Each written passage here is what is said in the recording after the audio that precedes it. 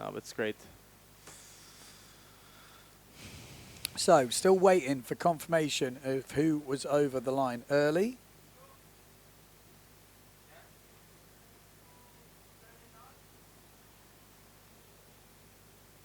Yeah, not heard anything yet. We'd expect it to be Mortafon looking at what we saw. Yeah. And that does look, Mr. Mortafon is heading back this way, Yes. doesn't it? And it does look like Jimmy TMA came this way as well. So I would suggest it was what like we saw on the live stream, Jimmy TMA and Pierre Mortafon. Jimmy might have got away with it. He's a little bit further back, but let's see. Okay, you have the caddy for Maciek. Okay. Looks like Rites is doing the caddy for him. Do you have to pay a caddy these days? Is it like in the day? I remember Finian Maynard having John Sky and giving him a cut of the prize money. Oh, really? No. Well, maybe we should do that, something like this. No, but I think now at the moment everything is just, you know, helping our friend out, so it's fine. Okay. Well, still no new. Oh, there we go. Mortafon and TMA both over the line early. There we go.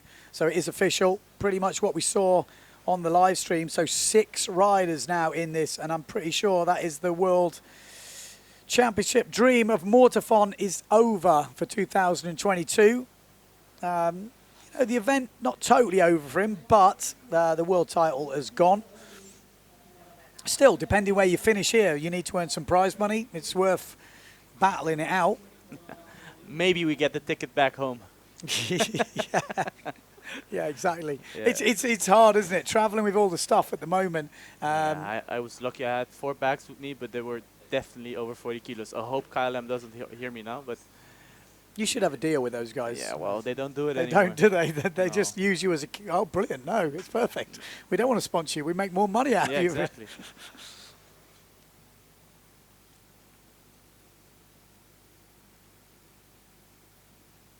What we got this? I'm just looking down. Please ask Amado if he can give a few tips to make the foil faster, polishing it, or what does he do? And then Tut Tut says he told me he rubs coconut oil on it. It makes him finish faster. Don't do that. I think do the that. best sun cream, you know, factor 80 or something, if you rub it in, I think that will make your foil the fastest there is there. No, but that totally destroys it, doesn't it? Oh, yeah. Yeah, just in case there are people out there going, No, don't do it, especially Amado said this. Do not do that. Don't do that. Do not do that. The best thing is no grease, no nothing. It needs to be wet and dry, really, isn't it? Like, yeah, but there are differences. If you're sailing in a lake, if it's sweet water, we normally go around 2,000. We go sandpaper, how you call it, the grit? Yeah, 2,000. 2,000. The grit. And normally in salty water, we use 1,500. Okay. And that's just about you get more grip. It sounds crazy, but you get more grip on the wings and on the mass. Less cavitation. It's like It helps a lot. Yeah, Okay. but it's still Work in progress. Yeah, exactly. Yeah. It's still something that we really have to dig deep into, because there is a lot of potential in sanding foils. So yeah, if someone has any suggestions for me, let me know. It is. It's still work in progress. Okay, into the last minute. Runners-up final.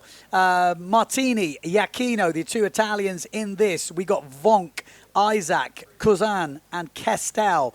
Jimmy TMA, Pierre Mortavon are out, so they will not be taking part in this. So 6 riders. Runners-up final, so every place counts. If you win this, you finish 9th.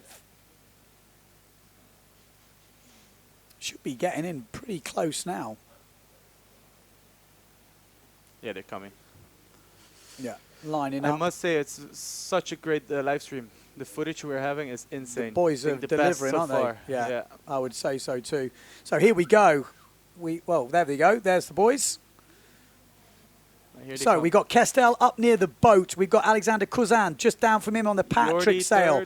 Then we got Jordi Vonk, and then we got the Saverns, and then we got Bruno Martini. Not a great start for Bruno Martini, but a good start for Kestel, and a great start for Matteo Iachino. Iachino Well, actually, Kestel, he's got the speed here. If he gets the gust, Kestel could be going around in first place, which could cause problems for the foil. We know the foil's going to go wide here. And Kestel will have an eye on him because he's going to want Matteo to slow down a little bit now because he needs to find some room. But Kestel from France, could he win this runners-up final? He's going to go around in first place. So Kestel in first, then Giacchino in second. Then we got Jordi Vonk. Then we got Matthias Isaac. Then we've got Alexander Kuzan. And there we go, wide jibe from Giacchino, and Giacchino just smokes him. That is the difference with the foil. It's not dropped a lot, but now it feels like it's foil weather. There's a few still holes on the jibe marks. The way the chop is coming in. Look at Jordi. They're not as powered up now. Not as powered up. No, they're definitely. Matthias Isaac having a move here. Yeah. So Giacchino round in first place. Matthias Isaac now on the second foil moves up into second. Kestel in third, Jordi Vonk in fourth. Then we've got Kuzan. Then we've got Bruno Martini. Kuzan going down on that outside jibe mark, and Jordi making a move on Kestel. But it's all about the foils at the front. Matteo Giacchino will be trying to get another single digit. It won't be wanting to count this result because he wants the world title. So a 9th place is for him a discard. But you're better to have a lower discard than a higher discard, just in case. You never know. Matthias Isaac has his World Championships world title still alive. Maybe a podium is still in the balance. He was 5th in Silt. He's still got some good results here with a good discard. Matteo Giacchino, though, has pulled out on the rest of the field. Matthias Isaac has got a fight with Kestel and Jordi Vonk, and they are actually catching him. It's going to come down to the last jibe mark for the second place in this runners-up final. But in front, Matteo Giacchino will absolutely smoke this. You can't see him falling off there. So controlled. And there we go. Matthias Isaac's going to go wide. Jordi Vonk's going to go on the inside. And he's going to have a little bit of a run on him here. Who's your money on here? Can Isaac hold off Jordi Vonk on the last reach? It's going to be close. Jordi Vonk is going to have a good go at him. I think he's too far back. It's going to be very close. He's too far back. But yeah, he's not got enough.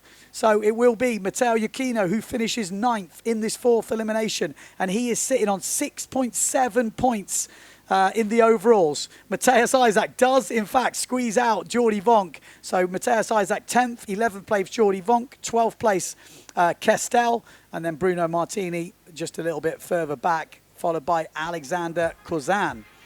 What a start by Giacchino. Yeah, nailed that. Yeah, absolutely nailed it. Does look like it's foil weather. It's quite on the edge, isn't it? But it just But you could also see already that Mateus was a bit underpowered on the 5. So I think a 6 is the way to go. So it's probably around, let's say, 22, 25 knots at the moment. Yeah. In the good gusts.